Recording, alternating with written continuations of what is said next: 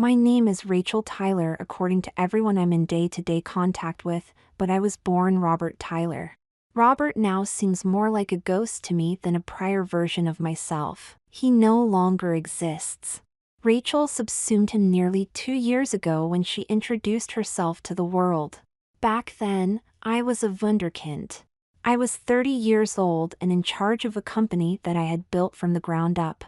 After I moved away from my parents and everyone I knew to start a new life for myself after college, I briefly held a decent paying job. I saved every dollar I could to start a business. At first, I was just selling garbage on the internet, but somehow that turned into profits for me. Then, I started to invest those proceeds in the stock market. The market took off, and I was sitting pretty. It didn't take me long before I had a little corporation called Longmore Industries going in the nice little town of Longmore. I had a salesman and a secretary named Kathy down at the small office that I rented. The salesman left for better opportunities, and I replaced him with 2 young girls fresh out of college named Angela and Catherine. They were better looking than my old salesman was and were competent at their jobs. That was all that was needed of them. Most of the company's money came from investing some of the corporation's profits, but the corporation's operational revenue was in the black too. Robert Tyler had been something of a ghost at the company to outsiders from the beginning. I never dealt with clients in person or by phone. That was what I had the saleswomen for.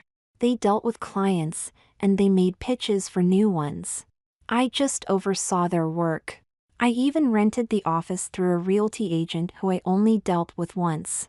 Literally, only that one person and my employees ever dealt with Robert Taylor, the owner of Longmore Industries, in his corporate capacity. It was all for the best since Robert wasn't long for this world. I remember the day it all changed. I went to work that day dressed in my normal pinstriped businessman's suit with sheer black pantyhose underneath. I had worn tights or pantyhose under my suits hundreds of times before without incident. I was always careful not show my legs. I wasn't in a relationship so no one ever saw my hairless legs. I made sure to wax frequently. I had kept my whole body hairless from my neck down since I moved out of my parents' home and moved to the other side of the country. I kept my body soft and as feminine as I could. The pantyhose or tights over my legs helped make me happy. I loved to be a little femme in public since I couldn't be so completely because it was deemed unacceptable by society. At home it was a different story. I spent most of my time at home in women's clothes and shoes. I played out my fantasies working for a fictional boss as a secretary in my home office. I loved to parade around in heels and skirt suits. The day was like any other at the office. I examined the work of my 2 saleswomen. The work was typically satisfactory. They were competent saleswomen. They did enough to satisfy me, but they always seemed to have more talent than they used. They were both young and underachievers, but I wasn't a taskmaster. They did enough to help make the corporation highly profitable in addition to my investments that had panned out. I walked out of my executive office and into the larger office. I looked at my secretary Kathy as she was typing away. She looked up at me as my office door closed behind me. I took a step and felt my pant leg get caught by the door, but I kept moving forward as I tried to stop myself. I felt the snag and then the tear. Kathy glanced at my pant leg and then looked more intently as she saw my pantyhose. She put her hand over her mouth. I was sure she was about to bust out of laughing, but she gave me a serious look. I thought it was mild shock, but now, I think she saw this as her opportunity to advance. Catherine and Angela noticed Kathy's surprised look in my reddened face and came over from their desks. Angela giggled while Catherine tried to stop her. However, the girls in their mid-20s found that such efforts were difficult and in vain. They both started to giggle at their employer's expense. Kathy put a stop to what I wouldn't. Angela and Catherine stared at my secretary who had scolded them in a stern voice. I thanked Kathy for calming Angela and Catherine down. Catherine asked me, "Why are you wearing pantyhose?" I hemmed and hawed before I said, "It's not something I do regularly." I just felt that it was kind of cold outside, and I wanted an extra layer of clothing. That successfully convinced no one. I looked at their disbelieving faces with unease. Angela walked over to me and bent down. She moved my tattered pant leg away and examined my legs. She smiled and said, "They're shaved." I blushed in embarrassment. I tried to explain, "That's to make the pantyhose feel better on my legs. It's purely for comfort." Kathy almost laughed at my pathetic lies. I gave up the charade at that point. I said, "Girls, I'll be honest. I've cross-dressed before. Just around the house. I only wear women's clothes beneath my male ones in public. I hope we can all be adult about this and put it behind us." Catherine then asked, "Why don't you dress up as a woman in public?" I paused and said, "I can't do that. It's not acceptable behavior." "Why don't you just do it here then?" Angela interjected. "Girls, I'm not really capable of pulling it off." Kathy laughed and said, "Yes, you are. Look at your dainty little arms with baby fat where your muscles should be. You've got small hands and feet too, just like a woman. You're only 5 feet 6 inches. That's not very tall for a woman. A little more than average, but nothing more. You've already got long hair and thin eyebrows." I nodded as she listed the features that I loved about myself. I loved my feminine qualities and loved hearing about them. Angela chimed in and said, "Don't forget his legs. They're perfectly thin and toned." Kathy nodded and added, "And you've got girlish features like your narrow nose and small head." I blushed as she described me. I laughed it off and said, "It doesn't matter. I can't bring myself to do it. I've tried before, but I can't." "Nonsense," Kathy declared, "you'll do it. I know you can. We know what you are now. Don't try to hide it." I felt a tear reach my eye as I realized that my humiliation was already complete with these girls. I was not a man in their eyes. I batted the tear away with blinks and said, "You're right, Kathy. I'll do it." Kathy grinned broadly.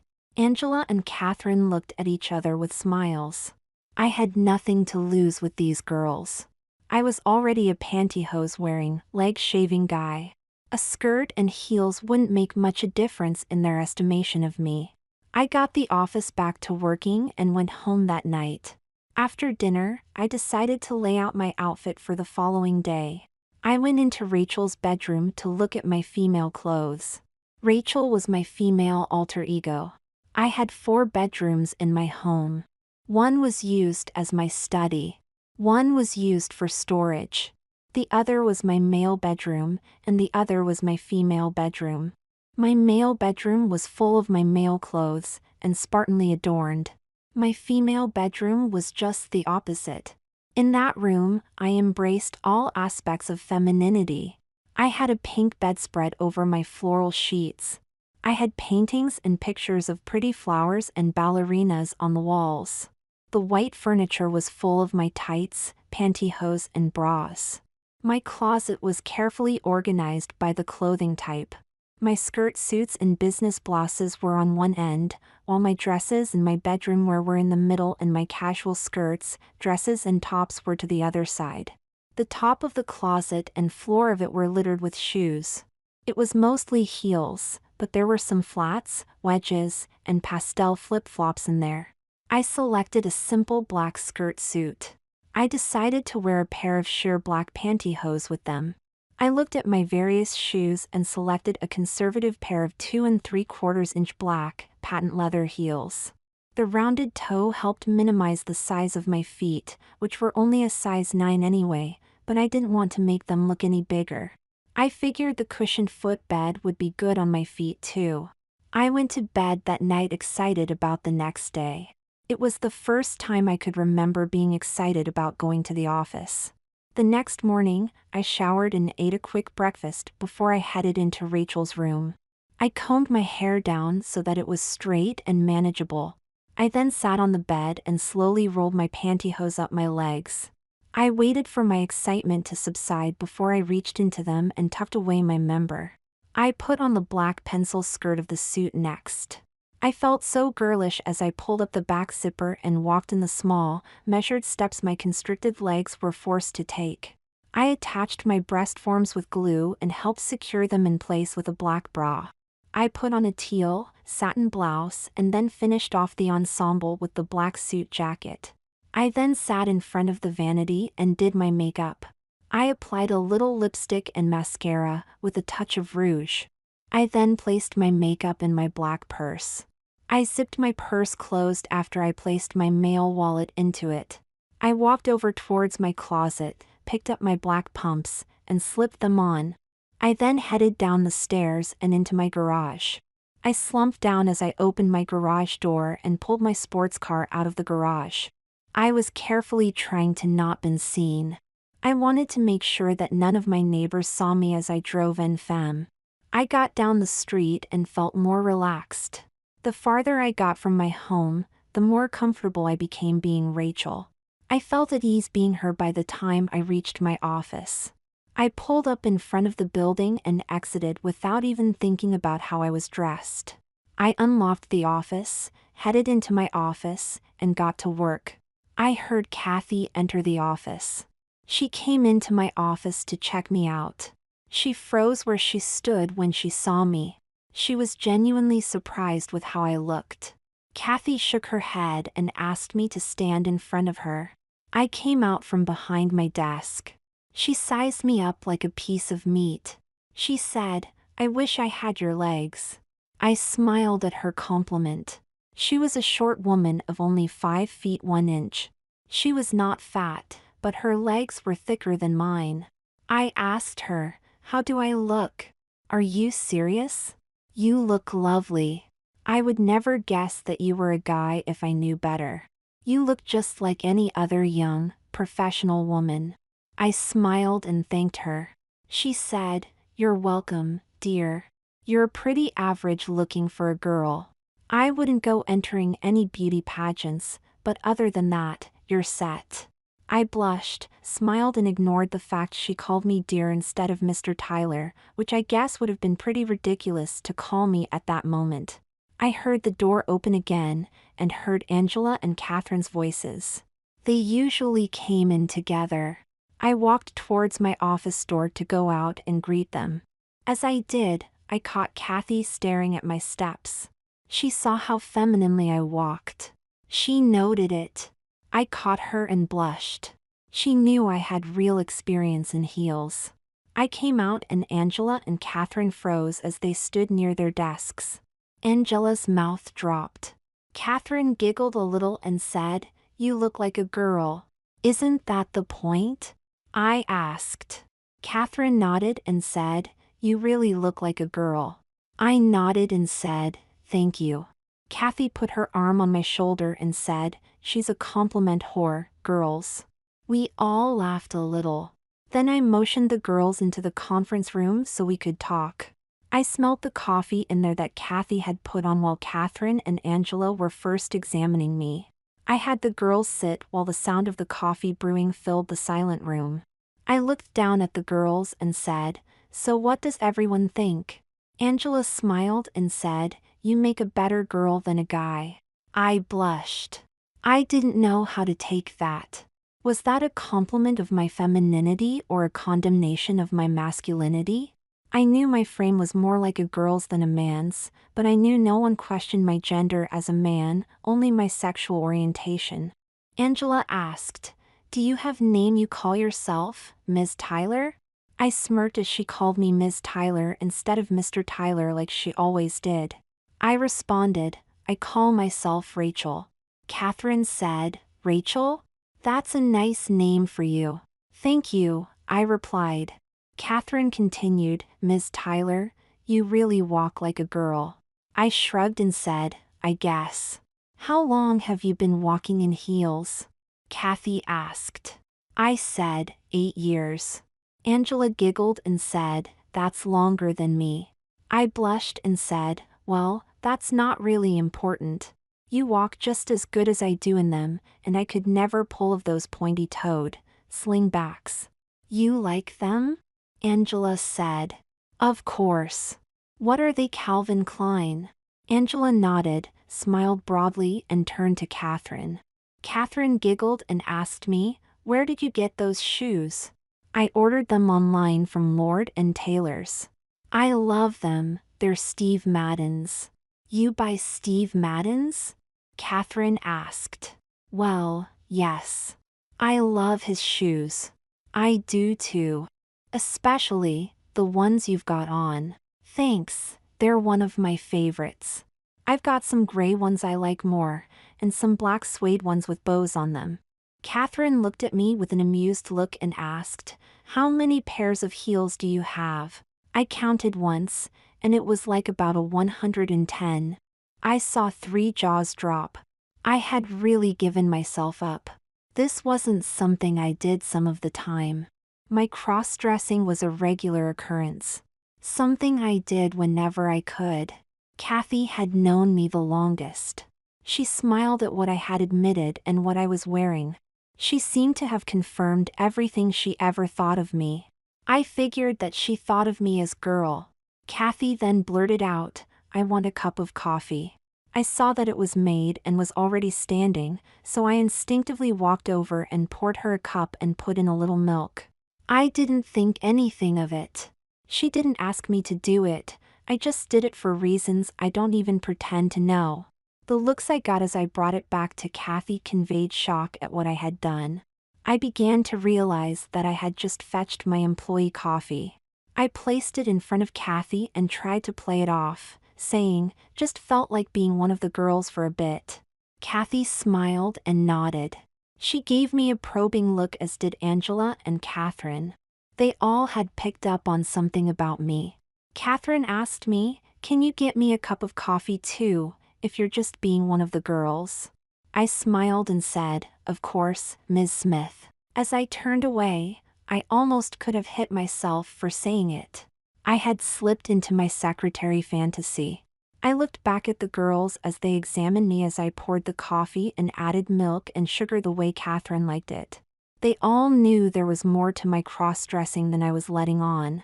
I brought the coffee to Catherine, who said, thank you, Rachel. She had addressed me by my first name. Well, not really my first name, just what I had told them I called myself. I smiled and failed to correct her. The girls picked up on it and Kathy asked, Rachel, why did you call Catherine Ms. Smith? I shook my head and said, I don't know. I guess I was being proper. Proper? How so? Kathy asked. I'm not sure. I didn't mean anything by it, Kathy. Oh, so you call me by my first name and not Catherine? Kathy said with mock indignation. I knew I shouldn't like that tone from a subordinate, but it turned me on. I said, I'm sorry, I'll be sure to stick to calling you all by your first names. Kathy replied, why not our last names? Because you're my employees. You call me by my last name, not the other way around. Rachel, I don't think that's right, Catherine interjected. Well, Ms. Smith. I caught myself calling her that again. I was slipping into my secretary fantasy again. Angela piped up and said, you did it again, Rachel. I shook my head and heard Kathy say, maybe you'd like to assist the girls around here for a little while? I shook my head and Kathy said, hear me out, Rachel. You could be the secretary and I'll work your job for a week. I'll be just as capable as you in making sure the other two do their work. I'm sure you could do my job. I can't do that, Ms. Roberts, I replied while I was almost simultaneously damning myself for saying it. There, you called me by my last name like a secretary would, not a boss. You want to do my job. Just admit it. I wanted to admit it, but I feared I'd lose their respect if I did. I shook my head and said, I don't, really. Angela smiled and said, Rachel, can you get me that file behind you? I turned and walked a few steps towards the counter and took the file off of it. I felt like a secretary as I picked it up and walked it over towards Angela. I handed it to her with a smile like a good secretary would. Angela said, thank you, Rachel. I replied, "You're welcome, Ms. Tori." I realized I couldn't help myself. As long as I was dressed as a woman, I was going to be acting the role I wanted to be a woman in. I wasn't a female boss, I was a female secretary in my fantasies.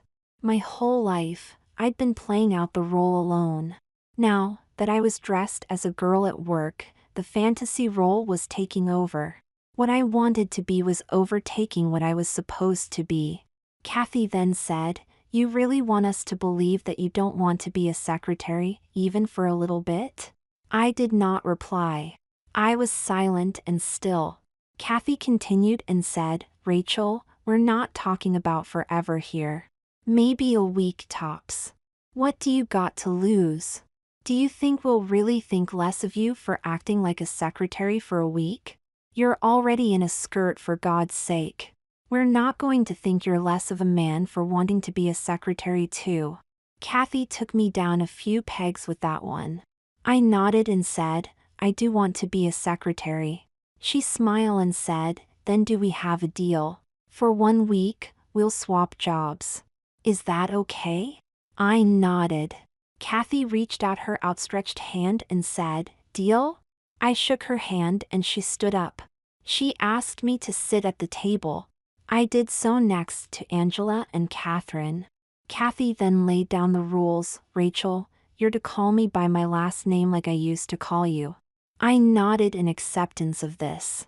Kathy continued, "Unlike me, you're to call Ms. Smith and Ms. Tori by their last names as well.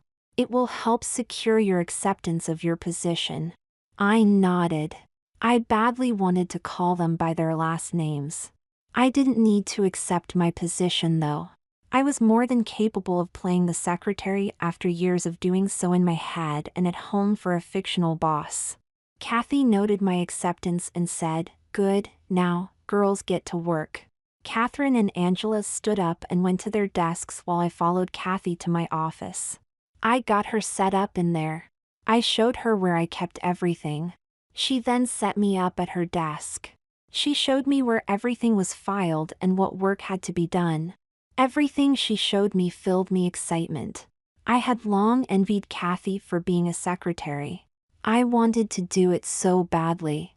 Now, I was getting a chance to essentially be her. As I sat at her desk to fill out some forms, I saw her close the door to my office. It was a clear show of authority. It wasn't my office anymore. It was hers. I was just the secretary and would have to knock to be permitted to enter. It didn't take me long to get a call. I picked up the phone and said, as Kathy always did, "Longmore Industries, how can I help you?" The voice responded, "This is Mr. McCardle calling for Catherine Smith. I'll transfer you right away, sir." I replied before transferring his call to Catherine. It felt good to field a call like a secretary. After I finished filling out the forms, I knocked on Kathy's door and said, "Ms. Roberts, can I come in?" "Yes, Rachel," she replied. I entered and handed her the forms. She smiled as she took them and said, "I've got a few things for you to do, Rachel." I smiled and said, "What are they, Ms. Roberts?" "Well, I want you to order us lunch from Mario's. I'll be having eggplant rollatini. I want you to get the other girls' orders as well. You'll be picking it up there." I nearly flipped out when she said I had to pick it up. I shook my head and said, "Ms. Roberts, I can't pick it up. They'll know what I am." She shook her head and said, "First, they won't know. You're too effeminate for them to pick up on your hidden masculinity. Furthermore, you have no choice in the matter." I nodded in resignation. Kathy continued, "I want you to set me up an appointment on the 14th for a mani-pedi at Sherry's Nails in the afternoon. I also want you to copy these documents," she said as she handed them to me. I took them from her hand and she continued, "But first, go get me a cup of coffee." I nodded and took her cup as well. I placed the papers on my desk and headed for the conference room to pour her a cup of coffee. As I walked past Angela and Catherine asked, "Can you get me a cup, Rachel?" I replied I would as I picked up her cup and Angela asked for one as well. I took their 3 cups into the conference room and poured each a cup. I put in milk into all their cups and put in sugar into Catherine and Angela's. I almost had to laugh at myself then. I was their boss, but if anyone saw me then, they wouldn't possibly think that. I carried their coffees back to them. As I placed a cup on Catherine's desk, she said, "Thank you, Rachel." I replied, "You're welcome, Ms. Smith." I turned to Angela and handed her a cup. She smiled and thanked me. I smirked as I walked away to deliver a cup to Kathy. I walked in and gave her the cup. She took it from me and waved me off dismissively as she talked on the phone. I felt a surge of sexual bliss as I was dismissed like a secretary instead of being respected like a boss. I walked out of her office, picked up the papers and brought them to the copier. I made the copies she asked like she had done for me 1,000 times before. I went over to Catherine and Angela and asked if they wanted anything from Mario's. Both of the girls gave me their orders. I called up and put in the order. I then called the shop for Kathy's mani-pedi. I heard the girl on the other end say, "Sherry's Nails, Anna speaking, how can I help you?" Yes, I'd like to schedule a mani-pedi on the afternoon of the 14th. Okay, just let me check the book. Okay, we're good to go. Is 3 p.m. good? Yes. Thank you. That would be perfect. Okay, and who is the appointment for? Ms. Kathy Roberts. Kathy Roberts?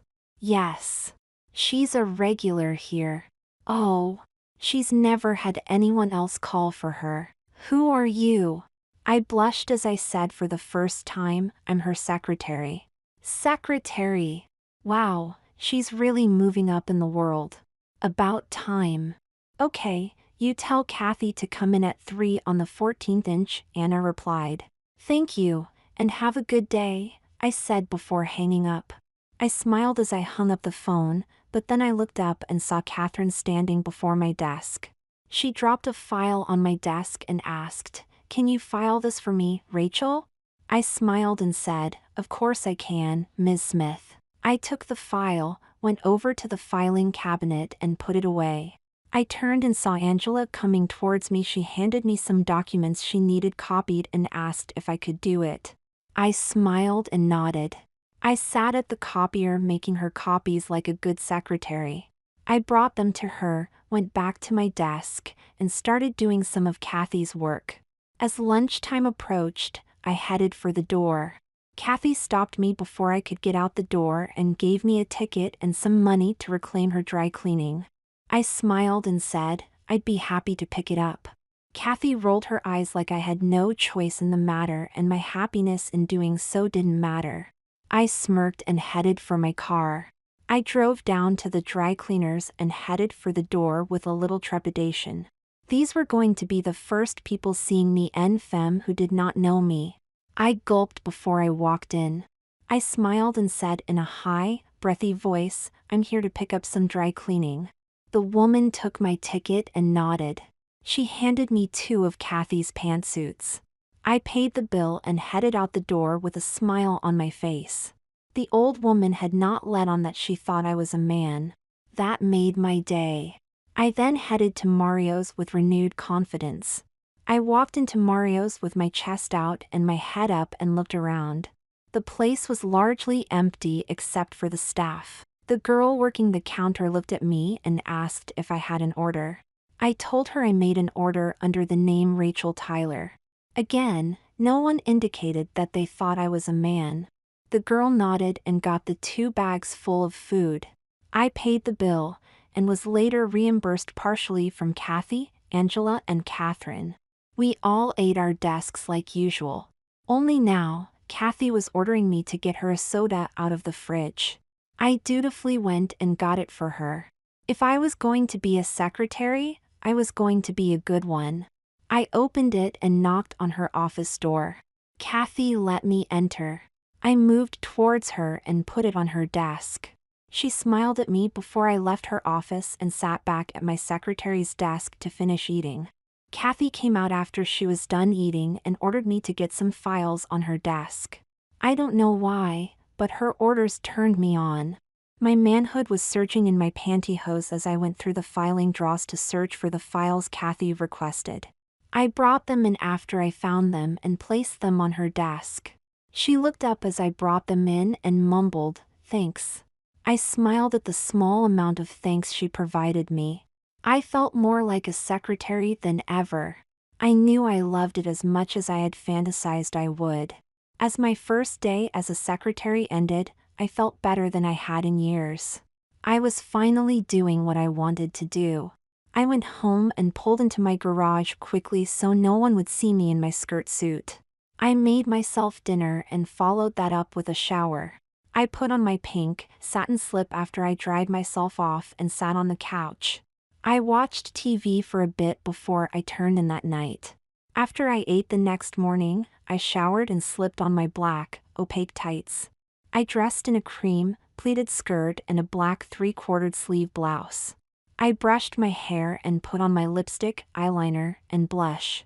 I put on my gray, satin open-toed platform pumps. They were my favorite pair to look at because of the crisscross straps at the vamp and the 4-inch stiletto heel. It made feel so feminine when I wore them. After I put them on, picked up my black leather purse and headed into my garage. I drove to the office eagerly awaiting another day as a secretary. I was finally doing the one thing I always wanted to do, and it was making me happy. I couldn't imagine my life getting any better. I saw Kathy as I entered. She smiled at me. I smiled at her and asked, "How are you, Ms. Roberts?" "I'm good, Rachel. How are you enjoying your new position?" "I love it. I can't believe I get to do it." Kathy smirked and said, "Well, maybe you should stay there a little longer." I nodded before I realized what she meant. I asked, "How much longer do you have in mind?"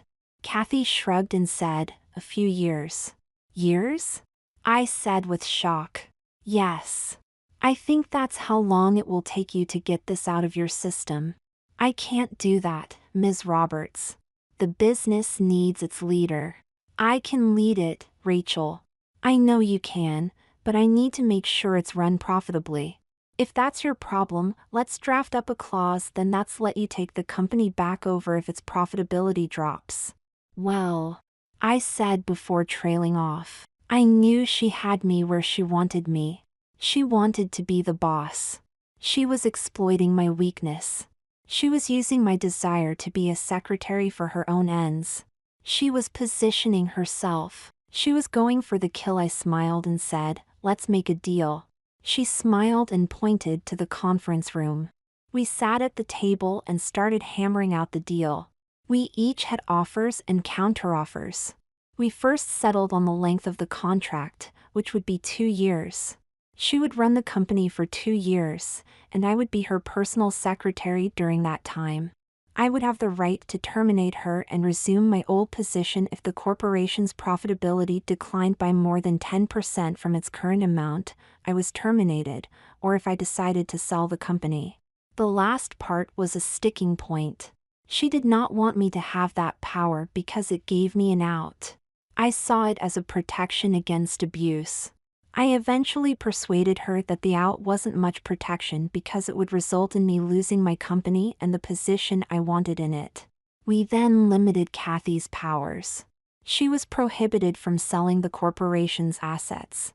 She could only spend the money the corporation made. Other than that, her position was invested with all the powers I had exercised. She had near despotic control over the company. As we finished haggling over the terms, she asked me to type up the contract. I went over to my desk and typed up the contract. I presented it to her when I was finished. She looked over the terms, and they met her approval. She signed the contract and pushed it over to me. I looked at it for a few minutes as I ran through what I was really doing. I was giving up control over my business for 2 years. For 2 years I would be living out my fantasy whether I wanted to or not. With a hint of trepidation, I signed the paper. Kathy took it away from me and placed it in the safe in what was to be her office for 2 years. Kathy then stood up. We walked out of her office and towards Catherine and Angela to tell them what we had agreed to. They looked stunned as they heard Kathy's words. Angela looked at me with a look of fear in her eyes as she said, "You signed a contract putting Kathy in charge for 2 years?" I nodded. Angela leaned back in her chair. Catherine smiled at me and said, "Well, it'll be nice to have you as one of the girls around here, Rachel." Angela still looked concerned. Catherine's smile faded as soon as Kathy started to speak again. Catherine realized that we all wouldn't just be girls in the office. Kathy was clearly marking her territory to show her dominance. We all knew a serious change was coming the minute that Kathy said to them, "Girls, since my position as your supervisor is secure, you will all be calling Ms. Roberts from now on." The girls and I nodded in acceptance. Angela looked at Kathy with worry in her eyes. She later confided in me that she figured that she had just witnessed the trait of an easygoing boss for a taskmaster. To some extent, she was right. Kathy was far more demanding of Angela and Catherine than I was. They both became much more productive as Kathy laid into them in a way I was far too meek to do. Of course, their clerical work increasingly became mine after that until the increased profits they created funded the hiring of a secretary for them. After Maggie, the new secretary, came on board, I was simply Kathy's personal secretary. Other changes were more immediate for me. After my first week, I noticed my pay had been slashed down to what Kathy's had been. I went to her office to ask her about it. I knocked on the door and waited for permission to enter my former office. I cleared my throat and asked, "Ms. Roberts, I notice my pay has been cut. I would like to know why." Kathy looked at me with a peeved look in her eye. She said, "Rachel, have you looked at yourself lately? You wearing a gray skirt suit, not a businessman's suit anymore. You're wearing 4-inch heeled, black and gray pumps. You're a secretary now, not the boss. That's what secretaries make. You wanted to be one. I can't pay you what I pay Catherine or Angela. Deal with it.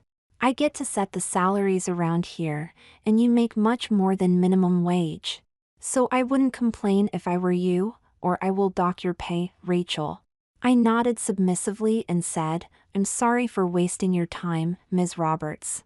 I walked out of her office and back to my secretary's desk with a powerful erection in my tights. A certain sexual excitement came with each weekly check from that point on as I dealt with that further reminder of my new position. I got secretary's pay while Kathy, now, made more than Catherine or Angela for the first time. The reduced salary was just part of my reduced status in life. I had usually paid out the company profits to myself in the form of a bonus, but Kathy decided to put an end to that. She reinvested the funds into the corporation to grow it. This was a dramatic change in my financial status. I no longer had the money to support my home. I had the money in the bank to easily pay for it for 2 years, but I saw no reason to spend down my saving to keep it. I put my house on the market and sold it for a substantial profit in a short period of time. I then rented an apartment I could afford on my secretary's salary. The apartment was about a 16th of the size of my former home. I had to put almost all of my male clothes in storage because I only had enough room for my female clothes in my closets. The loss of my masculine clothes resulted in me giving up being a man away from the office. I lived as a woman 24/7. I shopped as a woman, I sat around the apartment in woman's clothing, and I slept in woman's sleepwear. I grew my nails out and maintained a French manicure. I loved the way they looked. They kept from me even being tempted to go out and buy men's clothing. Going out as a male without given the effort it would require to eliminate the female look my hands were now lucky to possess. My apartment was decorated with a woman's touch too, according to my neighbor when she came in and told me a single male lived there before me. She remarked at how dingy they make things look. I shared a laugh with her, knowing that I had always decorated my homes like a woman. I wasn't like a regular man. I was a skirted one. I was a man really in touch with his femininity. It was perhaps my only side. Only my biology makes me a man, I suppose. I liked the flowery print on my bedspread. I thought it looked pretty. I liked my pink bedroom walls and rug with white molding around the windows, doors, floor, and ceiling. I knew it was girlish, but that was the point. I wanted to drive home to myself for those 2 years that I was a girl. Not the man I was accidentally born as some cruel joke. My other apartment rooms were painted in pastel colors with reprint paintings on the walls of pretty nature scenes. It all helped me feel like the working woman I was sure I was supposed to be born as. Next, I decided to sell my sports car. I loved that car, but I had bought it to impress women. Seeing as I was now wearing a skirt for 2 years, impressing women seemed like a lost cause. Not too many women go running after a guy wearing tights, heels, and a skirt suit. Men in lipstick don't turn girls on, unless they're goths. Keeping the car would be a waste. The only person trying to get with me at that point was my neighbor Carl. I thought his attempts at wooing me were cute, but I have no sexual attraction to guys. Still, I had to struggle to make it clear I had no interest in him after I initially flirted with him despite my disgust at the thought of being with him. He just wouldn't take no for answer though. One day, Carl came to me in the lobby and asked, "Rachel, would you like to go out sometime?" Now, I had turned this man down more than a few times, so I finally decided to lay a bomb on him. "Carl, it's not you. It's me. I'm a lesbian." He looked at me cross-eyed. Unfortunately, so did another neighbor, an older woman who was a terrible gossip. Soon after, she made sure that I was the dyke of 4B. Carl let up after that. We were friendly, but I got the feeling that Carl was like a number of the other guys in the building and was just interested in seeing me with another woman. I did eventually put my sports car up for sale, and Kathy of all people told me she wanted to buy it from me. I sold it to her for a fair price and bought a new red Honda Civic and some new clothes with the proceeds. I came to regret selling it to Kathy though. Every day, I was reminded of my status when I came into the parking lot in my Honda and saw my old foreign sports car in the boss's parking spot. I would look at it as a reminder of what I had given up every time I saw it with that novelty license plate reading Kathy's. It was tough until she had my old car painted pink. I felt violated when I first saw it. The car I had bought to impress women would now result in a man being a laughingstock if he drove it. I knew that I could never drive it again as a man until I had it repainted, if Kathy was willing to sell it back to me in 2 years. I had to let go of it, I figured. That sports car was a part of me that was gone. It was my phallic substitute that was gone and was now more suiting of Barbie than a man. So was my ever-increasing wardrobe. I was sitting on a fortune, so I never passed up the opportunity to buy a skirt, dress, blouse, or pair of heels I liked. My closets were literally overflowing with women's clothing. I had casual dresses for when I went shopping. The only pair of pants I had was from my mail suit that I kept in case of an emergency that required Robert to show up. I loved going to work as Rachel. By the end of the day, I always hated my heels, but at the beginning of the day, no matter if my heels were gray, black, blue, purple, white, tan, red, or brown, I loved to look at them on my feet. The uneven pressure on my feet with every step just cemented my female status. There were more employees around me seemingly by the week. The office grew more and more crowded as Kathy kept growing the company. The reduced profitability clause looked like a joke as we started to taking in more money than ever before and our profitability grew in kind. It reached the point where we even had to move into a new office to accommodate the new staff. That was an odd feeling. I was leaving the office I had started the company in to be a secretary in the company's new office. When we got to the new office, I didn't even have a key to the executive suite. Only Kathy did. Her office was her office. It was never mine. It was larger than the one I had been in. There was no question in my mind that it was her office, unlike the one back at the old workplace. As the company grew, Kathy's tasks for me did as well. I was increasingly taking her calls and screening them. She was handling so much more business than I had. She had so many meetings that had to be set up and calls to take. I was getting increasingly taxed as her secretary. Kathy knew it and decided to hire another secretary for herself. Meredith, the new secretary, handled Kathy's calls, set up her meetings, and arrangements while I was Kathy's gopher and typist. I picked up her dry cleaning, her lunches, and fetched her coffee. I made her copies and helped out the other secretaries that had been hired for the new staff as well as Angela and Catherine. I loved the new secretaries at the office. They were the only ones I didn't have to call by their last names. They had the funniest stories about men they had slept with. I had to fabricate a little in this area, and when Angela overheard me saying one of them, it was more than a little embarrassing. She had to pull me aside and ask me if I was being serious when I was talking to the secretaries about men. I assured her I wasn't. I loved complimenting the girls on what they wore.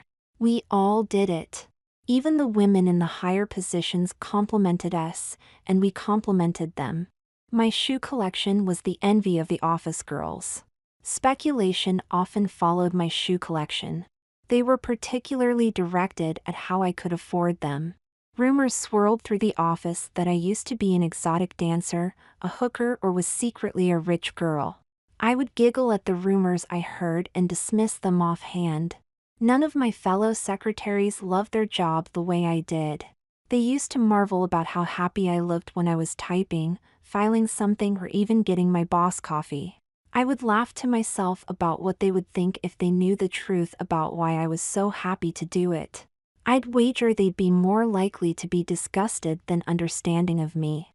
At Kathy's meetings, I had to sit and take down the minutes of her conferences with the employees and client. I had to make copies of them when asked.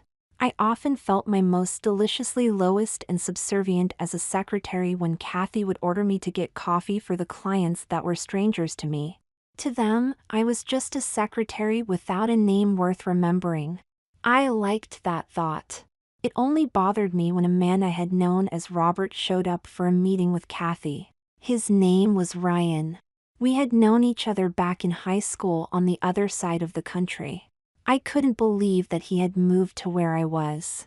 Kathy picked up on my nervousness immediately. I think she sensed that I knew who this man was. As he was seated at the conference table I was sitting at to take notes at, she asked, "Mr. Jenkins, would you like a coffee?" "That would be nice," Ryan replied. Kathy looked at me and said, "2 coffees, Rachel." I slowly stood up. I felt wobbly in my heels for the first time. I walked towards the coffee maker in the back of the room. Kathy couldn't help but say in a level I could hear, "Don't mind her, Mr. Jenkins. She's a nice girl, but she's a little slow." I bit my lip and went about pouring Ryan and Kathy a cup of coffee each. I made Kathy's up and then I said to Ryan, "What would you like in yours, sir?" "Just milk," he replied. I put in the milk and carried the cups back to the table. I approached Ryan with trepidation. He barely looked up to notice me as I placed his cup before him. They both thanked me, and I took my seat at the table. As they hammered out the deal I was taking notes on, I kept seeing Ryan look over to me. I was sure he knew who I was. When the deal was through, he came over to me and shook my hand. He looked me in the eyes and said, "Have we met before?" "No," I said as I shook my head. "Where did you go to school?" "Around here," I lied. Ryan shrugged and said, "Well, it's nice to meet you. I hope Kathy doesn't run you too ragged." Kathy smiled and said, "The girls around here have it too easy." Kathy motioned Ryan towards her. She showed him out of the conference room. As they left, Kathy seemed to give me a look that showed she took great pleasure in making me feel my position in the company. I was a little conflicted that her efforts aroused me so. I felt good when she would drive home the point that I was only the secretary that all of the new employees thought I was. That was part of what troubled me about the growth around me. Only Catherine, Angela, and Kathy knew who I really was. Everyone else just knew me as one of the girls. I was not only one of the girls, I was a secretary. I called most of the corporation's employees by their last names. There were male employees now, some of whom were managers. I was a little concerned by their presence at first, but eventually I got used to it. They were all perfect gentlemen around me and the other girls. They did occasionally get a little stuck up around me and condescending because I was a secretary, but that was par for the course. They never really pushed too hard on me because of my position as the highest boss's secretary. I'd fetch them coffee on the occasion, give them files, file their files, and they'd thank me and compliment my appearance. As much as I wasn't turned on by the men, I was turned on by their compliments. I liked being desirable by men even as I simultaneously was disgusted at the thought of being with them. The new employees didn't even know the company was owned by a Mr. Tyler. They only knew that Kathy was the boss, and I was Rachel Tyler, her secretary. I had overheard that a few employees thought Kathy was the majority shareholder. That made sense as an assumption. She was the boss. No one would think that I really owned the company unless they knew it. In the eyes of our clients and most of the corporation's employees, Kathy was the boss. Many of our clients knew her in that role. I had avoided them, but she sought them out. I'm sure more than a few of them believed she owned the company. Yes, Kathy had sure made it difficult to get rid of her. The growth of the company had changed my circumstances as well. I can't see how I could ever come back and explain my absence or that anyone wouldn't know that I was really Rachel. I had girl talked about clothes and shoes with the female employees and had been complimented on my feminine appearance by the men. How do you explain that you really were a man wearing heels and skirts, who just happens to love them and knows a lot about women's fashion? How do you explain that you were a heterosexual man letting men compliment your girlish appearance without an issue? How could any of them respect me as a boss after I fetched each of them at least a cup of coffee or two during those 2 years? How could I go in there and establish my authority after being talked down to by them? No, it's becoming increasingly clear to me that my only options are to sell the company or stay on as a secretary. A majority share-holding secretary. Kathy has me right where she wants me. I'm trapped in the role of her secretary and secret employer unless I want to give up my company. I really should hate her for it, but I can't. She's given me something I can't let go of. As much as the heels kill my feet, I really can't deny it. I can't run from what I am now. I am Rachel Tyler, secretary, and I am exactly where I want to be.